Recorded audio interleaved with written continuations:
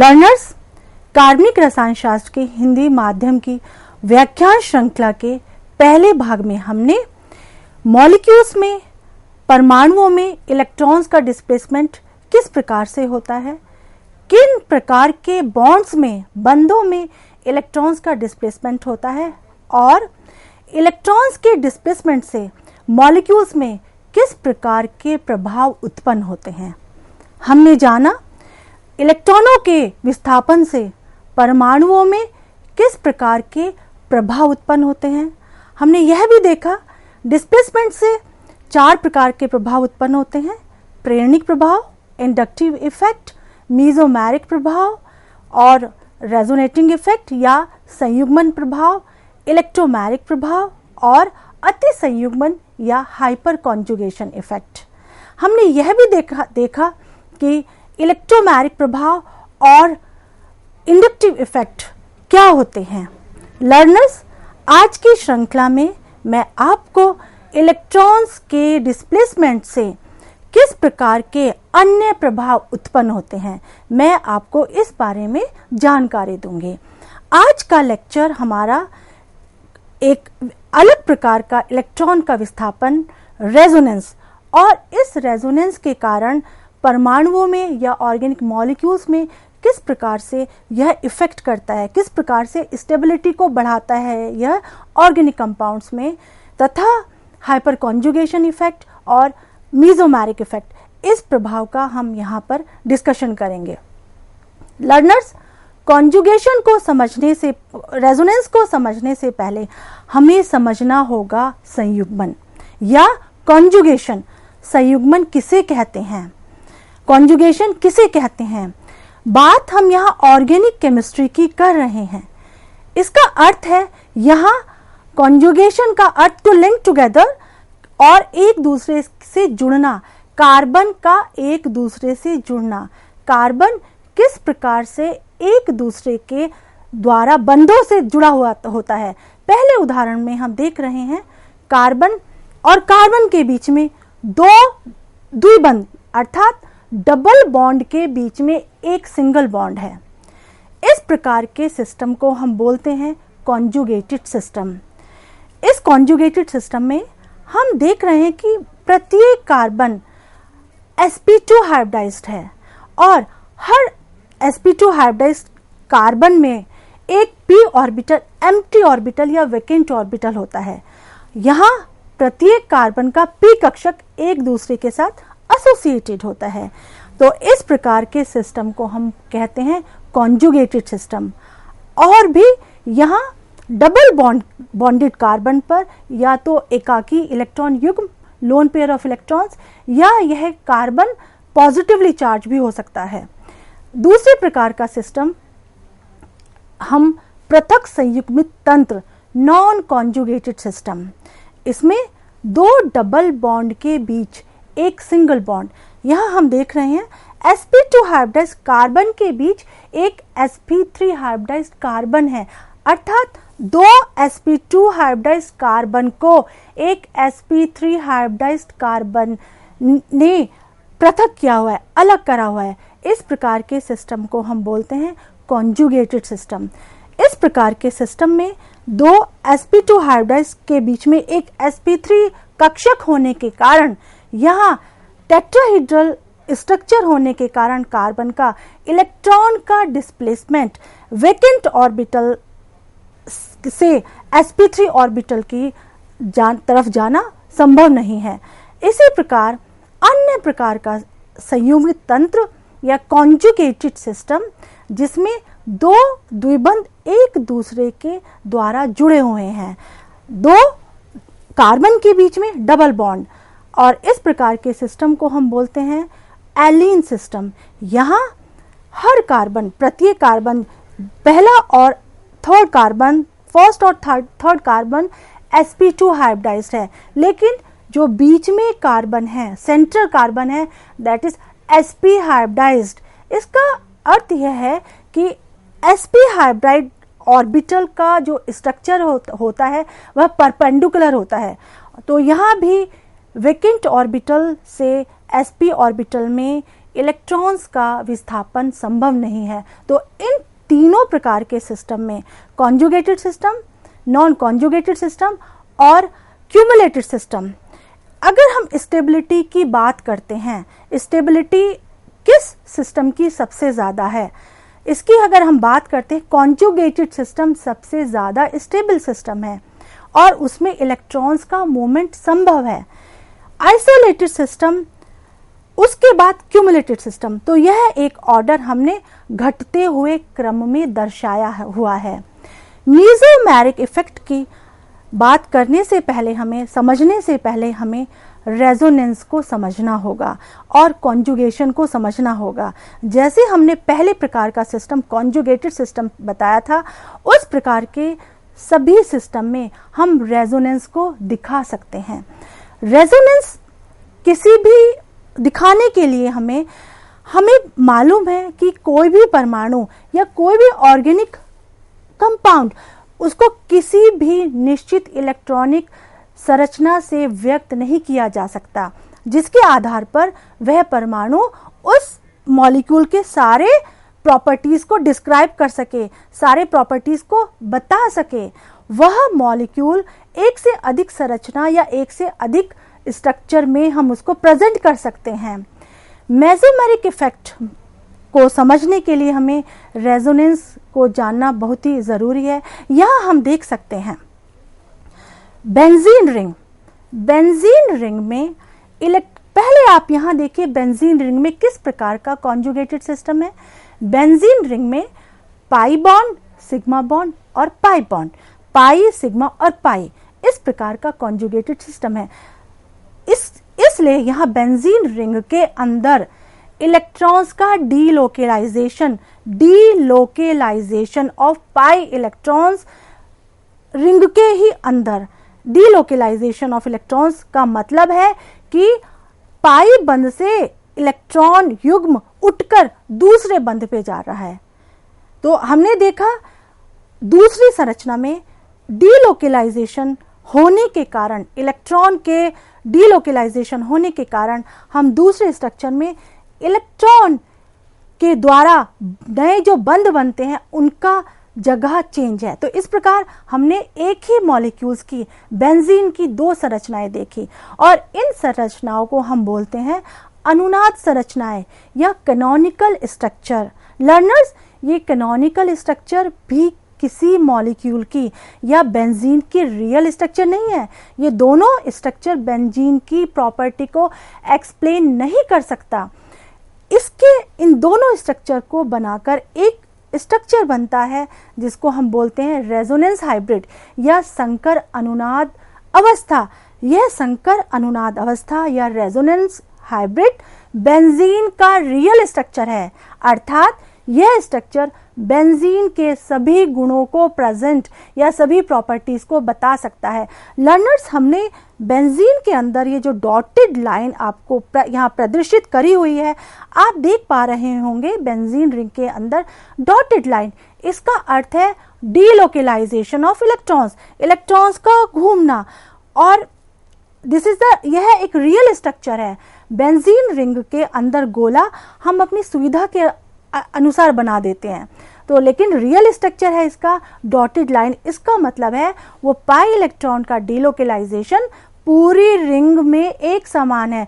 पूरी रिंग में इलेक्ट्रॉन का घनत्व डीलोकेलाइजेशन होने के कारण, स्थानांतरण होने के कारण पाई इलेक्ट्रॉन का एक समान है। इसके अलावा भी बेंजीन रिंग में कार्बन और कार्बन जो डबल बॉन्ड है, 3 डबल बॉन्ड है, इस और carbon carbon single bond, 3 single bond है। नॉर्मली जो बॉन्ड लेंथ होती है डबल बॉन्ड और सिंगल बॉन्ड की 1.54 सिंगल बॉन्ड और डबल बॉन्ड की कम होती है, लेकिन बेंजीन के केस में डबल बॉन्ड का बॉन्ड लेंथ कम है और सिंगल बॉन्ड की बॉन्ड लेंथ या बंध की लंबाई कम है, डबल बॉन्ड की बॉन्ड लेंथ या बॉन्ड की लंबाई, बंध की लंबाई ज्यादा है। तो एक्सपेरिमेंटल फैक्ट्स ने भी बताया है, एक्सपेरिमेंटल फैक्ट्स के द्वारा भी प्रूव किया गया है कि कार्बन कार्बन के में, बेंजीन रिंग में जितने भी कार्बन कार्बन के बीच में बंध है वह सब एक समान है, उनकी लेंथ एक समान है। तो यहाँ हम बंधों की लंबाई, बॉन्ड लेंथ का जो ऑर्डर है, त्रिबंध, द्विबंध, एकल बंध, ट्रिपल बॉन्ड, डबल बॉन्ड और सिंगल बॉन्ड, ये इनके डिक्रीजिंग ऑर्डर में है। इसी प्रकार बॉन्ड एनर्जी, जिस बॉन्ड की सबसे कम लंबाई होगी या बॉन्ड लेंथ होगी, लर्नर्स हमेशा याद रखिएगा, जिस बॉन्ड की बॉन्ड लेंथ सबसे कम होगी वह सबसे ज़्यादा स्ट्रांग होगा। तो कम लंबाई, ज़्यादा बॉन्ड। तो इस प्रकार एक्सपेरिमेंटल फैक्ट्स ने साबित किया है कि डीलोकेलाइजेशन के कारण, इलेक्ट्रॉन्स में डेंसिटी एक समान होने के कारण बेंजीन रिंग की संकर अनुनाद या रेजोनेंस हाइब्रिड के सभी बॉन्ड लेंथ, सभी बंधों की लंबाई 1.39 एंगस्ट्रॉन है। तो यह रेजोनेंस हाइब्रिड बेंजीन रिंग की रियल स्ट्रक्चर को प्रदर्शित करती है और यह मॉलिक्यूल्स के सभी गुणों को बताती है। इसी प्रकार एक example, nitrate ion. Nitrate ion को हम लुईस डॉट स्ट्रक्चर की सहायता से हम बता सकते हैं कि किस प्रकार इलेक्ट्रॉन का डीलोकेलाइजेशन, इलेक्ट्रॉन का स्थानांतरण एक ऑक्सीजन से नाइट्रोजन से ऑक्सीजन की तरफ और दूसरे स्ट्रक्चर में फिर नाइट्रोजन से ऑक्सीजन के ऊपर की तरफ, और हम देख पा रहे हैं कि नेगेटिव चार्ज या ऋणात्मक आवेश दोनों इलेक्ट्रॉन के साथ साथ दोनों ऑक्सीजन के साथ साथ तीसरे ऑक्सीजन पर भी है। तो यहाँ हम सभी अनुनाद अवस्थाओं से मिलाकर या कैनोनिकल स्ट्रक्चर से मिलाकर एक रेजोनेंस हाइब्रिड बना सकते हैं नाइट्रेट आयन का। और इस नाइट्रेट आयन के रेजोनेंस हाइब्रिड में आप देख पा रहे हो इलेक्ट्रॉन्स हर ऑक्सीजन पर जो आवेश है, ऋणात्मक आवेश, negative charge is equal, bond energy is equal, bond लंबाई समान, बॉन्ड एनर्जी समान। तो यह एक रियल स्ट्रक्चर है नाइट्रेट आयन का, जो उस नाइट्रेट आयन की सभी प्रॉपर्टी, सभी गुण को दर्शाता है। एक ओजोन एग्जाम्पल, ओजोन के बारे में तो आपको पता ही होगा, जिस प्रकार एटमॉस्फेयर में हमारे लिए सहायक होती है। ओजोन, उस ओजोन का आप स्ट्रक्चर देखिए। ओजोन भी दो कैनोनिकल स्ट्रक्चर में हम प्रदर्शित कर सकते हैं और रियल रेजोनेंस स्ट्रक्चर में डीलोकेलाइजेशन के बाद दोनों ऑक्सीजन पर ऋणात्मक आवेश या नेगेटिव चार्ज इक्वल है। तो इस प्रकार डीलोकेलाइजेशन, पाई इलेक्ट्रॉन्स का delocalisation with in the molecule, molecule के अंदर होने के कारण यहाँ मॉलिक्यूल में स्टेबिलिटी आती है। कार्बोनेट आयन, कार्बोनेट आयन एक से अधिक हम उसके कैनोनिकल स्ट्रक्चर बना सकते हैं और इन सभी कैनोनिकल स्ट्रक्चर में हमने देखा कि इलेक्ट्रॉन्स का डीलोकेलाइजेशन है, इलेक्ट्रॉन्स का मूवमेंट है, इलेक्ट्रॉन्स का स्थानांतरण है। और फाइनल जो हमारा रेजोनेटिंग स्ट्रक्चर कैनोनिकल स्ट्रक्चर से बनता है, रेजोनेंस हाइब्रिड, उसमें हम देख सकते हैं तीनों ऑक्सीजन पर जो नेगेटिव चार्ज है वो तीनों ऑक्सीजन के बीच में शेयर है। तो सबके पास, सभी ऑक्सीजन अणु के पास, ऑक्सीजन एटम के पास समान आवेश, सभी कार्बन और ऑक्सीजन की बंध की लंबाई बिल्कुल समान, एक समान, और बॉन्ड एनर्जी भी एक समान होती है। तो यह कार्बोनेट आयन का एक रेजोनेंस स्ट्रक्चर हमने बनाया है। इन सभी उदाहरणों से, इन सभी एग्जाम्पल से हम समझ सकते हैं कि रेजोनेंस को हम कैसे डिफाइन करें। सो रेजोनेंस को डिफाइन करने के लिए, जब किसी यौगिक की वास्तविक संरचना या रियल स्ट्रक्चर के लिए बहुत सारी संरचनाओं का योगदान होता है, परंतु इनमें से कोई भी पूर्ण रूप से यौगिक के सभी गुणों को और संरचना को नहीं दर्शाती।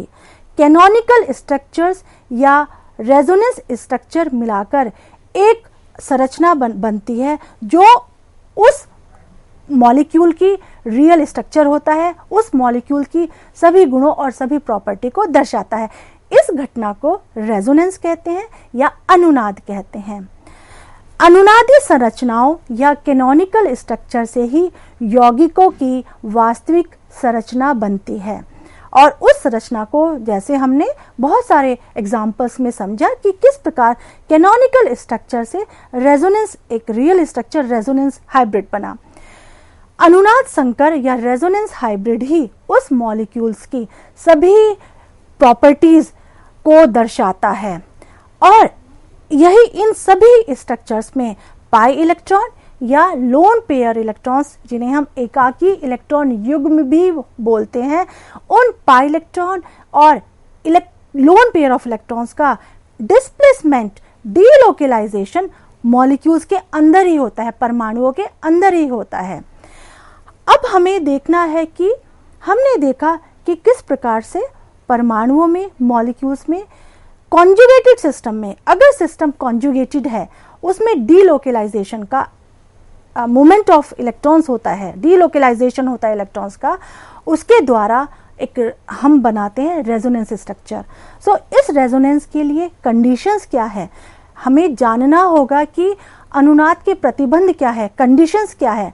तो पहली कंडीशन है, एक अनुनाद एक्चुअली एक वे है, तरीका है, अनुनाद एक तरीका है जिसमें इलेक्ट्रॉन्स का डीलोकेलाइजेशन किया जाता है, और इस डीलोकेलाइजेशन के द्वारा, इलेक्ट्रॉन्स के डीलोकेलाइजेशन के द्वारा यौगिकों में स्टेबिलिटी उत्पन्न होती है, क्योंकि ये डीलोकेलाइजेशन से में इलेक्ट्रॉन्स का घनत्व पूरे परमाणुओं में एक समान होता है। इसके कारण एनर्जी उस मॉलिक्यूल की कम होती है और उस मॉलिक्यूल में स्टेबिलिटी उत्पन्न होती है। वह मॉलिक्यूल, कह सकते हैं हम, रेजोनेंस के बाद वह मॉलिक्यूल स्टेबलाइज्ड हो जाता है। दूसरा कंडीशन, सभी अनुनाद रूपों में परमाणुओं का स्थान समान रहता है। जितने भी हमने कैनोनिकल स्ट्रक्चर देखे, अगर आपने ध्यान से देखे होंगे, उन सभी संरचनाओं में परमाणु या एटम का स्थान वही है, केवल इलेक्ट्रॉन्स की स्थिति में अंतर है, क्योंकि इलेक्ट्रॉन्स का डिस्प्लेसमेंट होता है। परमाणुओं के बीच में जो बंध बने हुए हैं, जो बॉन्ड बने हुए हैं, उन बॉन्ड से इलेक्ट्रॉन्स का डिस्प्लेसमेंट होता है, लेकिन परमाणुओं की संरचना में परमाणुओं की पोजीशन या स्थान वही रहता है। नेक्स्ट कंडीशन, सभी कैनोनिकल स्ट्रक्चर में बॉन्डिंग और नॉन बॉन्डिंग या लोन पेयर इलेक्ट्रॉन्स, संयुग्मित, जो असंयुग्मित इलेक्ट्रॉन्स होते हैं, लोन पेयर ऑफ इलेक्ट्रॉन्स होते हैं, उनका नंबर सेम होना चाहिए। ये बहुत ही इंपॉर्टेंट कंडीशन है। I will repeating it again, जितने भी कैनोनिकल स्ट्रक्चर्स हम बनाते हैं, रेजोनेंस बनाते वक्त, उन सभी कंडीशंस, उन सभी संरचनाओं में बॉन्डिंग, नॉन बॉन्डिंग और लोन पेयर ऑफ इलेक्ट्रॉन्स, उन सभी की नंबर सेम होना चाहिए, जिसके कारण सभी कैनोनिकल स्ट्रक्चर्स में एनर्जी सेम होती है। रेजोनेंस हाइब्रिड एक स्टेबल स्ट्रक्चर होती है। इन सभी संरचनाओं में रेजोनेंस हाइब्रिड या अनुनादी संकर अवस्था होती है, वह एक स्थायी अवस्था है, मोस्ट स्टेबल स्ट्रक्चर है। तो अणुओं में जितने ज्यादा कैनोनिकल स्ट्रक्चर होंगे, अनुनाद स्ट्रक्चर होंगे, वह मॉलिक्यूल, उसकी मॉलिक्यूल की रेजोनेंस उतनी ही अधिक होगी, रेजोनेंस एनर्जी उतनी ही अधिक होगी, और वह मॉलिक्यूल्स उतना ही अधिक स्टेबल होगा, उतना ही अधिक स्थायी होगा। यहाँ हम how will you find out which one is more stable structure? आप कैसे पता करेंगे इन दोनों संरचनाओं में कि रेजोनेंस की इन अवस्थाओं में कौन सा स्ट्रक्चर ज्यादा स्टेबल है? कंडीशन में हम देखेंगे, पहले लर्नर्स आपको हमने बताया कि सबसे पहले आप कॉन्जुगेटेड सिस्टम देखेंगे। कॉन्जुगेटेड सिस्टम, इस संरचना में आप देखिए, इस उदाहरण में देखिए, पाई bond, sigma bond, loan pair, पाई bond, sigma bond, lone pair. तो एक कॉन्जुगेटेड सिस्टम है। यहाँ सभी p कक्षक या p ऑर्बिटल्स एसोसिएटेड है, तो डीलोकेलाइजेशन इलेक्ट्रॉन्स का आसानी से हो जाता है। यहाँ लोन पेयर कन्वर्ट होता है बॉन्ड पेयर में, और बॉन्ड पेयर कन्वर्ट होता है लोन पेयर में। तो यहाँ जो कार्बन पर एक लोन पेयर उपस्थित है, वह बॉन्ड पेयर में कन्वर्ट होगा। और इसी प्रकार जो बॉन्ड पेयर कार्बन और कार्बन के बीच में पाई बॉन्ड है, उस बॉन्ड से वो जो बॉन्ड पेयर है कार्बन के ऊपर जाकर लोन पेयर में कन्वर्ट होगा, चेंज होगा। तो इस प्रकार हम देख सकते हैं कि यह दोनों किस प्रकार का सिस्टम है। यहाँ इस सिस्टम में लोन पेयर, पाई बॉन्ड, सिग्मा बॉन्ड और लोन पेयर सभी पी कक्षक पैरेलल है, एक दूसरे के समानांतर है और सभी जो मॉलिक्यूल्स हैं वह प्लेनर मॉलिक्यूल्स है। तो ये कंडीशंस है रेजोनेंस के लिए। यहाँ रेजोनेंस होने के लिए किसी मॉलिक्यूल्स में एक तो हमारा conjugated system, pi system, sigma, पाई, सिग्मा और लोन पेयर। उसके साथ साथ जितने भी पी ऑर्बिटल्स हैं, पी कक्षक हैं, जो एम्प्टी पी ऑर्बिटल्स है, वैकेंट पी ऑर्बिटल्स है, वो सभी हमारे समानांतर या पैरेलल होने चाहिए। इसी प्रकार जो मॉलिक्यूल है, परमाणु है, वह प्लेनर होना चाहिए। इस एग्जाम्पल में आप देखिए, सिस्टम देखिए, पहले कॉन्जुगेटेड सिस्टम। रेजोनेंस उसके बाद ही आप करिएगा जब आप कॉन्जुगेटेड सिस्टम को पता कर लेंगे। तो यहाँ conjugated system, pi system, pi bond, sigma bond और पाई बॉन्ड। सो यहाँ पर bond pair lone bond pair में कन्वर्ट हो रहा है, bond pair is converting to lone pair, bond pair bond pair में, और इसी प्रकार बॉन्ड पेयर लोन पेयर। दूसरे एग्जाम्पल में देखिए आप, यहाँ बॉन्ड का मोमेंट होता है सेकंड कार्बन पर, वहां पर उस पाई इलेक्ट्रॉन से एक इलेक्ट्रॉन युग्म उस कार्बन के ऊपर चला जाता है। वह कार्बन दूसरे कार्बन के बीच में एक बॉन्ड पेयर बना लेता है और बॉन्ड पेयर कन्वर्ट हो जाता है लोन पेयर में। तो एक अन्य प्रकार का कॉन्जुगेटेड सिस्टम है पाई बॉन्ड, सिग्मा बॉन्ड और पाई बॉन्ड। लर्नर्स, इन सभी उदाहरणों में जो हमने एरो दिखाया है, जो हमने तीर का निशान दिखाया है, उसका डायरेक्शन सही दिशा में दिखाना अति आवश्यक है। डायरेक्शन उसी दिशा में होगा जिस दिशा में इलेक्ट्रॉन अकोमोडेट हो जाएंगे। तो यह स्पेशली इस एग्जाम्पल में आप देखिए, यह एक सिमेट्रिकल मॉलिक्यूल है, सममित मॉलिक्यूल है। तो इस सिमेट्रिकल मॉलिक्यूल्स में इलेक्ट्रॉन्स का डायरेक्शन किसी भी तरफ हो सकता है। आप लेफ्ट हैंड साइड से राइट हैंड साइड में भी दिखा सकते हैं और राइट हैंड साइड से लेफ्ट हैंड साइड में भी दिखा सकते हैं। लेकिन इस एग्जाम्पल में भी देखिए आप, इस एग्जाम्पल में सिस्टम, कॉन्जुगेटेड सिस्टम के बारे में आप जानिए किस प्रकार का कॉन्जुगेटेड सिस्टम है। यहाँ पाई बॉन्ड, सिग्मा बॉन्ड और एक वैकेंट कक्षक है, एक वैकेंट ऑर्बिटल, कार्बन पॉजिटिव है। तो इस प्रकार के सभी सिस्टम भी कॉन्जुगेटेड सिस्टम में ही होते हैं और इन्हीं सभी सिस्टम में रेजोनेंस पॉसिबल होता है। इन्हीं सब सिस्टम में, इन्हीं सब मॉलिक्यूल्स में हम रेजोनेंस को दिखा सकते हैं। आप सोचिए कि इलेक्ट्रॉन्स का मूवमेंट किस दिशा में दिखाएंगे। इलेक्ट्रॉन्स का मूवमेंट हम हमेशा उसी दिशा में प्रदर्शित करते हैं जिस कार्बन पर या जिस परमाणु पर इलेक्ट्रॉन्स युग्म को अकोमोडेट करने की क्षमता हो, अकोमोडेट कर पाए, इलेक्ट्रॉन्स को अपने पास रख पाए। तो यहाँ कार्बन एक इलेक्ट्रॉन डेफिशिएंट कार्बन है, कार्बन के पास 6 इलेक्ट्रॉन्स हैं। तो कार्बन को स्टेबिलिटी लाने के लिए एक इलेक्ट्रॉन पेयर की जरूरत होती है। वहां से पाई बंध से वह इलेक्ट्रॉन युग्म, वह इलेक्ट्रॉन पेयर इस कार्बन की तरफ डायरेक्टेड होगा। तो हमें इलेक्ट्रॉन्स के डायरेक्शन की को निर्धारित करना, सही दिशा दिखाना जरूरी है। लर्नर्स, यह रेजोनेंस इक्विलिब्रियम में कभी नहीं होता। तो हमेशा याद रखिए, रेजोनेंस को एक हम डबल हेडेड एरो से दिखाते हैं। दोनों संरचनाओं के बीच में, दोनों कैनोनिकल स्ट्रक्चर के बीच में हम एक तीर का निशान लगाते हैं जिसपे दोनों सिरे पर एक डबल हेडेड एरो होता है। तो यह जानना भी अति आवश्यक है। एक ये बहुत ही इंपॉर्टेंट एग्जाम्पल है। यहाँ आप देख रहे होंगे एक अलग प्रकार का कॉन्जुगेटेड सिस्टम। इस कॉन्जुगेटेड सिस्टम में पाई बॉन्ड, सिग्मा बॉन्ड और रेडिकल। रेडिकल कहाँ है? रेडिकल कार्बन पर एक ऑड इलेक्ट्रॉन है। कार्बन के पास इस प्रकार यहाँ 7 इलेक्ट्रॉन्स है, लेकिन कार्बन भी sp2 हाइब्रिडाइज्ड है। तो सभी इस मॉलिक्यूल में each carbon is sp2 hybridized, सभी कार्बन sp2 हाइब्रिड है, उनका संकरण sp2 हाइब्रिड है।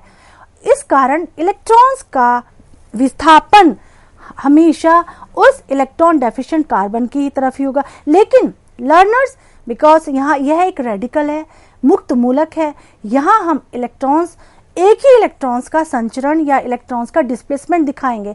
यहाँ इलेक्ट्रॉन्स का, इलेक्ट्रॉन युग्म या इलेक्ट्रॉन पेयर का डिस्प्लेसमेंट नहीं होगा।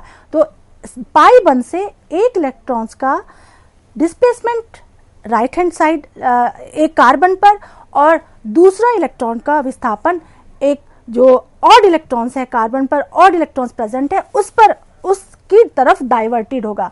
तो इस प्रकार के सिस्टम में भी हम रेजोनेंस दिखा सकते हैं।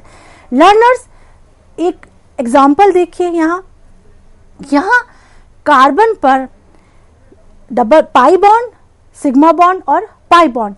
इस सिस्टम में आप देख सकते हैं कि कार्बन डबल बॉन्डेड से ऑक्सीजन से जुड़ा हुआ है। यहाँ इलेक्ट्रॉन्स का विस्थापन या डीलोकेलाइजेशन आपको ऑक्सीजन की तरफ ही करना है, क्योंकि ऑक्सीजन की इलेक्ट्रोनेगेटिविटी ज्यादा है। इलेक्ट्रोनेगेटिविटी ज्यादा होने के कारण ऑक्सीजन पाई बॉन्ड के इलेक्ट्रॉन्स को अपनी तरफ आकर्षित करेगा, अट्रैक्ट करेगा। तो इस प्रकार के सिस्टम में हम देख सकते हैं कैसे आप रेजोनेटिंग स्ट्रक्चर बनाओगे। यह यहाँ पाई बॉन्ड, सिग्मा बॉन्ड और पाई बॉन्ड। सो यहाँ पर bond pair is converting into bond pair, bond pair से बॉन्ड पेयर और बॉन्ड पेयर से लोन पेयर। अन्य प्रकार का सिस्टम, यह भी एक कॉन्जुगेटेड सिस्टम है। यहाँ कार्बन इलेक्ट्रॉन डेफिशिएंट और एक उसके बाद हमने देखा सिग्मा बॉन्ड, तो वैकेंट ऑर्बिटल, सिग्मा बॉन्ड और लोन पेयर, ये एक अन्य प्रकार का कॉन्जुगेटेड सिस्टम है। इन सभी सिस्टम्स में, इस प्रकार के सभी कॉन्जुगेटेड सिस्टम में, संयुग्मित तंत्रों में हम इलेक्ट्रॉन्स का डीलोकेलाइजेशन दिखा सकते हैं और रेजोनेटिंग स्ट्रक्चर्स हम बना सकते हैं। तो हमने इलेक्ट्रॉन्स का मूवमेंट, यहाँ आप एरो देखिए, इलेक्ट्रॉन्स का, ऑक्सीजन से इलेक्ट्रॉन्स का मूवमेंट या इलेक्ट्रॉन्स का विस्थापन इलेक्ट्रॉन डेफिशिएंट कार्बन की तरफ है, जो धन आवेशित इलेक्ट्रॉन्स है उसकी तरफ है। तो यहाँ हमने देखा इलेक्ट्रॉन्स का डिस्प्लेसमेंट कार्बन की तरफ। इसी प्रकार इस उदाहरण में आप देखिएगा, यह उदाहरण बहुत ही इंटरेस्टिंग उदाहरण है। इस उदाहरण में आप देखिए कॉन्जुगेटेड सिस्टम का, इस उदाहरण में पूरी रिंग कॉन्जुगेटेड नहीं है। यहाँ आप देखिए, जहां मैंने एरो का, जहां इस स्ट्रक्चर में एरो का स्ट्रक्चर निशान आप देख रहे हैं, वही कॉन्जुगेटेड सिस्टम है। पाई बॉन्ड और उसके बाद उससे जुड़ा हुआ सिग्मा बॉन्ड और एक कार्बन जिस पर पॉजिटिव चार्ज है।